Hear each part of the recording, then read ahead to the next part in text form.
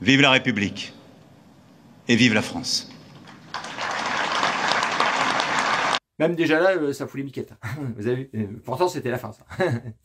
Alors, depuis 15 jours, on a préparé vos esprits, hein, ce fameux discours. Hein, il y a eu pas mal d'intervenants sur toutes les chaînes. Le général Pouet-Pouet, il était partout. Et même ce genre de personnage, cette petite dame, elle va vous expliquer, elle a expliqué d'ailleurs, hein, que on pensait peut-être que c'était la Russie. On ne sait pas si c'est la Russie, mais on va dire que notre ennemi, c'est la Russie. On a parfois du mal à savoir que c'est la Russie qui l'a fait. On a du mal à attribuer justement le fait que certains actes soient le fait d'acteurs russes. Donc le général Burkhardt a signalé par exemple des incendies qui se passent un peu partout en Europe, notamment d'entrepôts d'armes. C'est arrivé à Londres l'été dernier. C'est arrivé dans des supermarchés polonais. Des tentatives d'assassinat aussi, notamment d'un chef d'entreprise allemand. On pense au cercueil sous la Tour Eiffel qu'on a cité tout à l'heure. Alors, incendie dans un supermarché, tentative d'assassinat, cercueil sur la Tour Eiffel, ça aussi, ça fout les piquettes. Et donc? Mais qui donc peut faire ces actes? On ne sait pas. La France a décidé donc d'attribuer désormais, à chaque fois qu'on voit une menace hybride, et de dire précisément, on a un ennemi, et c'est vraiment la Russie qui les mène. On a un ennemi hybride, c'est la Russie. Voilà, terminé, on discute pas. Ah, non, on est pas là pour ça. non.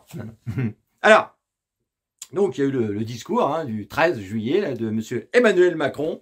Et puis, bah, évidemment, il a annoncé la douloureuse. Il a commencé par ça.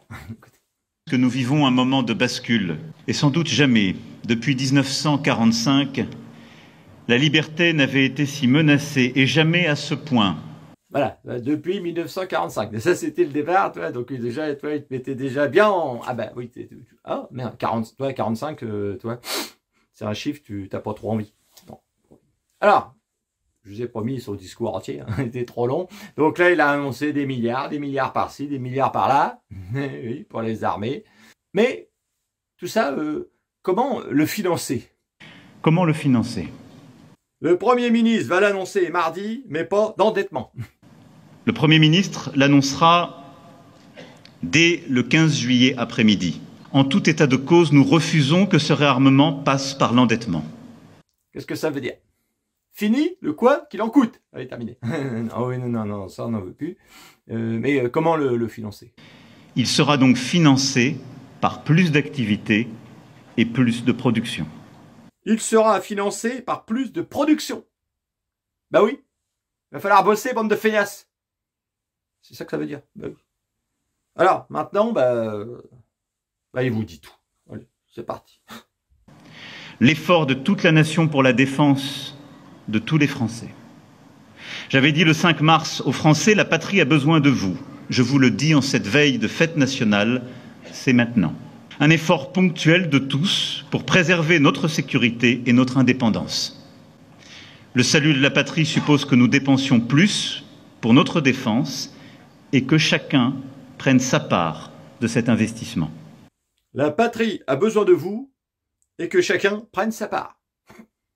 Allez, le salut de la patrie, un effort pour préserver notre sécurité. Alors par contre, c'est pas un choix multiple. Hein. Ah non, tu vas en prendre un morceau et tu vas bouffer ta part. Ah bah oui, voilà, c'est ça. Donc voilà, en gros, le reste, c'était de l'habillage. Hein, c'était pour vous faire passer la pilule le plus facilement. J'allais pas vous mettre les 36 minutes. Déjà, moi, je me les suis tapés. Voilà. Et puis, du coup, qu'est-ce qu'on fait? Je pense que je l'avais dit dans une chanson. Et toi, tu restes bien aussi